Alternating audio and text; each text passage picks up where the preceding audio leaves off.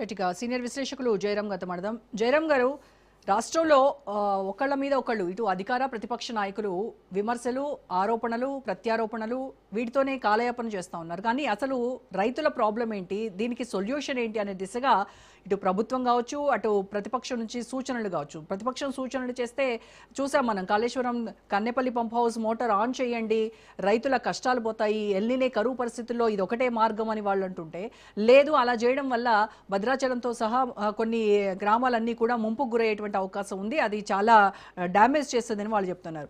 ఈ నీళ్ల పాపము బీఆర్ఎస్ది అని కాంగ్రెస్ అంటూ ఉంటుంది, ఇటు కరెంటు కష్టాలన్నీ కాంగ్రెస్ వల్లే అని బీఆర్ఎస్ అంటూ ఉంది. అసలు రాష్ట్రంలో ఏం జరుగుతుంది సార్, మీ అభిప్రాయం ఏంటి? రోజా గారు, మీకు ప్యానల్లో ఉన్న మిత్రులకు, రాజ్ న్యూస్ ప్రేక్షకులకు నమస్కారాలు. ఇక్కడ మనం అబ్జర్వ్ చేయాల్సిందంటే రాజకీయ అంశాలు వేరు, ప్రజల అవసరాలు వేరు. ప్రజల అవసరాల గురించి రాజకీయాలు మాట్లాడితే బాగుంటుంది తప్ప, రాజకీయ అవసరతల కోసం ప్రజలను మాత్రం ఇక్కడ ఒక ముడి సరుకుగా చూపిస్తున్నది బాధాకరమైన విషయం. ఇప్పటి వరకు మనం 3 పార్టీలు, ప్రధానమైన 2 అధికార పార్టీలు, ప్రతిపక్ష పార్టీ మాట్లాడిన విధానం లోపల ఎక్కడైనా ప్రజలకు ఎంత నష్టం జరుగుతుందనే అంచనా ఇంతవరకు ముగ్గురికి ఎవరికి లేదు. ఎమ్మెల్యే గారు వచ్చేసేమో నా క్లాస్మేట్, నా ఫ్రెండ్, రామన్న వచ్చేసేమో నాకు మంచి మిత్రుడు, మాకు శ్రేయోభిలాషి, వెంకటేశ్వర గారు వచ్చేసేమో మా ఊరు, నాకు మంచి మిత్రుడు. ఇది అంతా మనకు మానవ సంబంధాలు. కానీ ప్రజలకుండే, రాజకీయ పార్టీలకుండే సంబంధాలు ఇవి. మరి అంటే ఇక్కడ ప్రజల అంశాలను మనం మాట్లాడుకోవాలన్నప్పుడు ఇప్పటి వరకు ముగ్గురు మాట్లాడిన రాజకీయ పార్టీతో పాటు 2 ప్రభుత్వాలు మాట్లాడితే ప్రజలకు జరుగుతున్న నష్టాన్ని మాత్రం ఎవరు కూడా అంచనా వేయటం లేదు. కనీసం ఇసుమంతా కూడా ప్రజల కోసం మాట్లాడటం లేదు. ఇది బాగా మనం బాధాకరమైన విషయం. అంటే ఇక్కడ విషయం ఏంటంటే, ఒకవైపు వచ్చేసి స్టేట్ గవర్నమెంట్, మరొక వైపు వచ్చి సెంట్రల్ గవర్నమెంట్.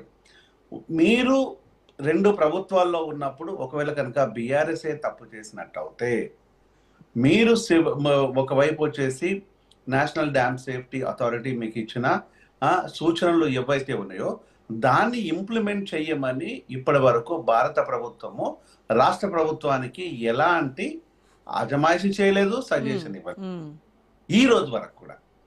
అంటే ఇది ఖచ్చితంగా చేయాల్సిందే అని చెప్పకుండా, చేయకపోతే రాజకీయం చేద్దాము, చేస్తే ఎలా చేస్తుందో చూద్దామన్నట్టుగా ఇక్కడ బీజేపీ చూస్తున్నది. ఇక్కడ కాంగ్రెస్ వచ్చేసి ఒకవేళ కనుక దీన్ని మనం రిపేర్ కనుక చేసినట్టు అయితే, ఈ నీళ్లు వస్తే ఒకవేళ కనుక బీజేపీ కౌంట్ లోకి వెళ్ళిపోతుందేమో, బీఆర్ఎస్ వాళ్ళకు వెళ్ళిపోతుందేమో అని చెప్పేసి దీన్ని ఇలానే పెట్టిస్తే వాళ్ళను దోషిగా నిరంతరం చూపించవచ్చు కదా అనే ఆలోచన కాంగ్రెస్ ఉన్నది. సో ఇక్కడ నా మానస పుత్రిక అన్న కేసీఆర్ గారు ఇప్పుడు రోడ్డు మీదకి వచ్చి మాట్లాడకపోవడం అనేది ప్రజలకు జరుగుతున్న పెద్ద నష్టం. అంటే ఇక్కడ ఏ రాజకీయ పార్టీ అయినా కూడా ప్రజా అంశాలకు కానీ, అవసరతలకు కానీ, వాళ్ళకుండే ఇబ్బందులు కానీ, అంటే మనకుండే ఇబ్బందులు కానీ ఇప్పుడు ఎక్కడైనా పరిశీలనకు వచ్చాయా ఈ 3 పార్టీలలో ఇది జరుగుతున్న కొంతకాలంగా?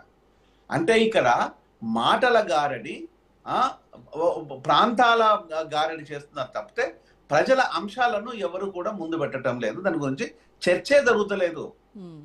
ఇది చర్చ ఎక్కడ కూడా, ఇక్కడ మీడియా పరం